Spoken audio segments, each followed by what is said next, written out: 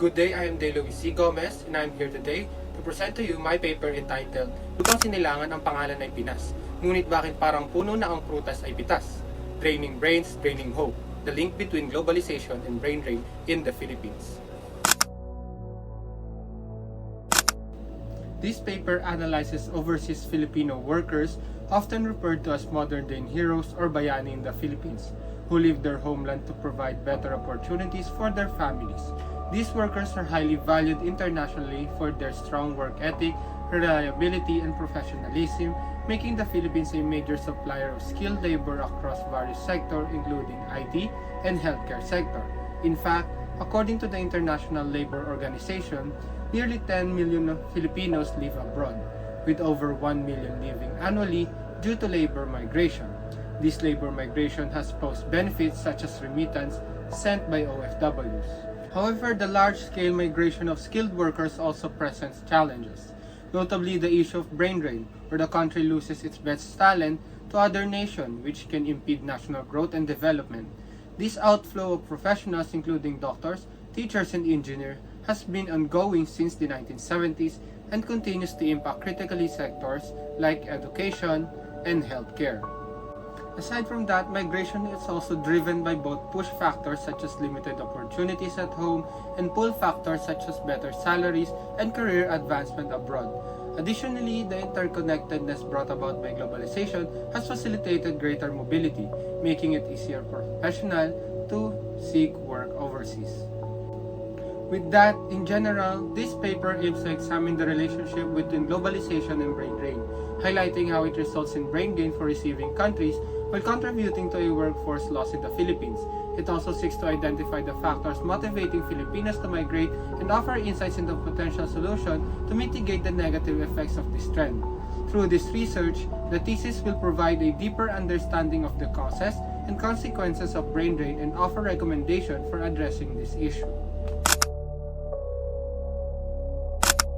Now for the body, these tackle three main topics: globalization in the Philippines, globalization in the employment in the Philippines, and globalization and brain drain in the Philippines.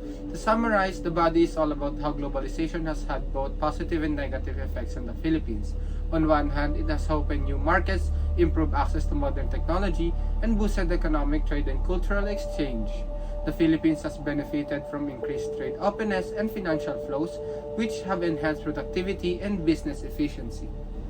On the other side, globalization has threatened the country's cultural identity and contributed to labor migration as many Filipinos seek better opportunities abroad due to poor working conditions, low wages, and job insecurity at home country. Globalization has significantly increased labor mobility with modern transportation and communication technologies, making international migration more accessible. The rise in Filipino workers migrating abroad is driven by the search for high-paying jobs, better benefits, and improved living conditions. As a result, the Philippines has experienced brain drain, with educated professionals leaving for developed countries, drawn by better job prospects and opportunities for higher education. This trend is further fueled by media portrayals of a better life abroad and the ease of communication with migrant communities. In summary, while globalization has provided economic and cultural benefits to the Philippines, it has also led to significant outflow of skilled workers, resulting in a brain drain that harms the country's development. Globalization has made international migration easier and more appealing, contributing to brain gain in other countries at the expense of the Philippines. The Philippines plays a significant role in providing skilled workers to the global job market, knowing for their strong work ethic, adaptability, and dedication.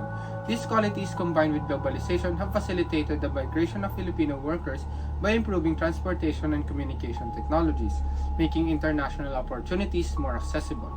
As a result, by 2023, there were 10.2 million Filipinos working abroad, contributing substantially to remittances that boost the Philippine economy.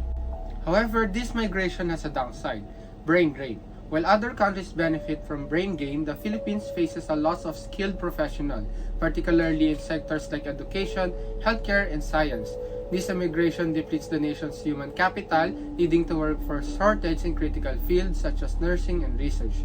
The Philippines struggle to retain talented individuals. with the healthcare sector particularly affected by the high numbers of nurses leaving for better opportunities abroad, posing risks to the country's public health system. In summary, while globalization has led to economic benefits for the Philippines through remittances, it has also resulted in a significant loss of skilled labor, hindering the country's long-term growth and development. This dual impact highlights how globalization acts as a double-edged sword, offering both opportunities and challenges, especially for developing countries like the Philippines. This paper highlights how globalization has worsened brain drain in the Philippines. With other countries experiencing brain gain, it shows that the Philippines has more push factors driving its citizens to migrate, while other nations offer more pull factors. However, there are solutions to reverse this trend. Key recommendations include improving the labor market through better apprenticeship opportunities, offering incentives to employers who hire young workers, and create more youth-focused job opportunities.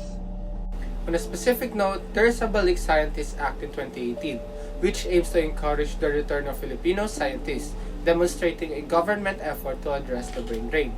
Additional strategies include improving labor conditions, investing in high-demand industries like IT and healthcare, establishing public-private partnership, and creating high-paying jobs to attract and retain talent.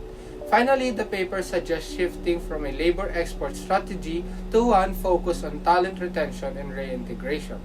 Despite offering valuable insights, the paper calls for further research to fully understand the complexities of brain drain and its long-term effects on the Philippines.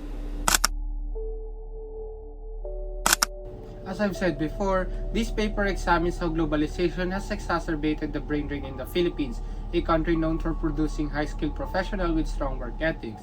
While Filipino workers' migration contributes significantly to the economy through remittances, this has also led to loss of talent, wherein globalization has intensified this issue by exposing Filipinos to better job opportunities abroad through improved transportation, communication technologies, and media, making it easier for them to seek better lives and educational opportunities overseas. As also said before, the paper highlights several challenges faced by Filipino workers such as poor working conditions, low wages, discrimination, and job insecurity, which drive them to migrate. This brain drain results in significant losses for the Philippines, including reduced tax revenue, labor shortage in critical sectors like healthcare and education, and a decline in the country's human capital, which stifles growth and development.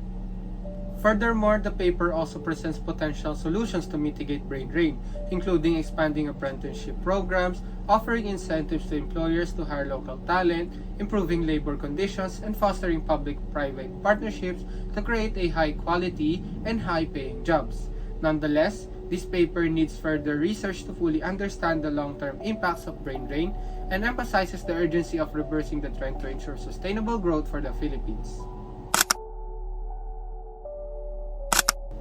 Junior year of college is a time of mixed emotion. Students grow closer, making lasting memories, but also face challenges, whether academic or personal. For me, junior year was especially memorable. I had a great time with my friends and blackmates, but what made it stand out was my appreciation for this SOSC subject. Normally, I am not interested in such subject, but I found this one engaging, largely due to our professor, Sir Jumel. He created a comfortable environment in class, always looking out for us, like dismissing us early so we could eat lunch. He also made the class enjoyable by connecting the materials or the lectures to real-world situations, easing our anxieties.